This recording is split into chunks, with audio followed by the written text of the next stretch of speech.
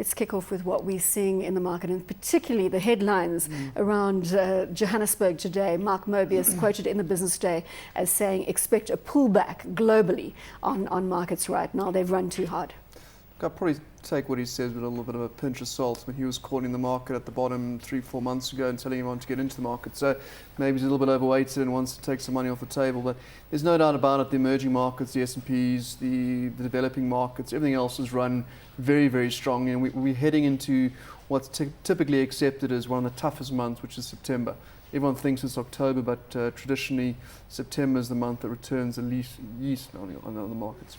What are you doing then? What trading strategy are you employing right now? Are you taking some money off the table? Let's put that as the question. In the short term, some of the counters we believe are a little bit overdone. You know, the likes of, Anglo American above 260, 270, Anglo Platinum as well, well above that 600 Rand mark.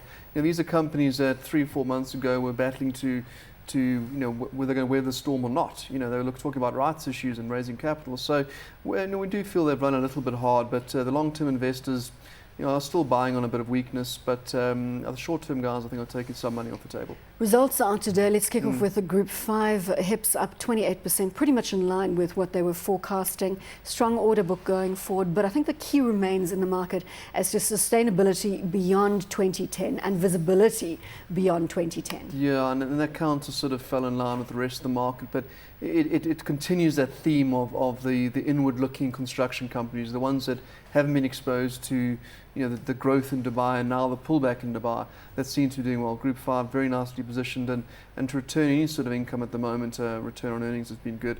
But yes, question marks arise, and certainly saw a few comments from analysts after those results. Where to from then? The infrastructure spending is going perfectly with the stadium building. What happens in 2011 and 2012? You're not going to be betting on this one in the short term? I wouldn't be too heavily weighted to any stocks right now. I think, as I said, we're heading into that time of year when you really want to just be sitting on your hands at the moment, and some key economic decisions coming out. We've got the Fed again, meeting tonight. A lot of interesting decisions to be made. A huge run up we've had. The S&P is over 1,000. I mean, the odds are starting to stack up of this rally just running a little bit out of steam right now. Bell Equipment, have you had the opportunity to look at the results out from the company? A very tough 6-month period. Very tough 6 months. I saw your intro earlier with the CEO.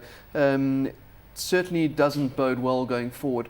In line of what we've seen with Bell, we saw what happened with Bell overseas, for example, and the sort of the yellow metals over there, starting to look a little better. I think South Africa's about 6 months to a year behind the rest of the world in terms of that cycle. So I think things will be getting better, but a little bit worrying that they're talking about tapping into an overdraft facility, tapping into IDC funding, major shareholder extending that facility. If you don't need it, why are you looking at tapping into it possibly? So I guess a few question marks remain, but nevertheless coming out of probably the most difficult trading cycle they've probably ever had.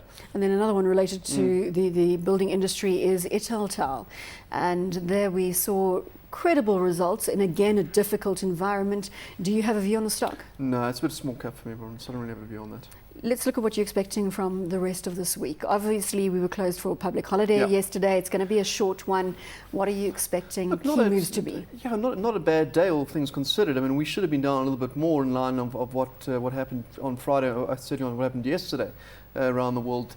I think it's going to be a little bit of a pause for thought here. I'd say with the Fed meeting at the moment, we saw some reasonably disappointing numbers come out this afternoon.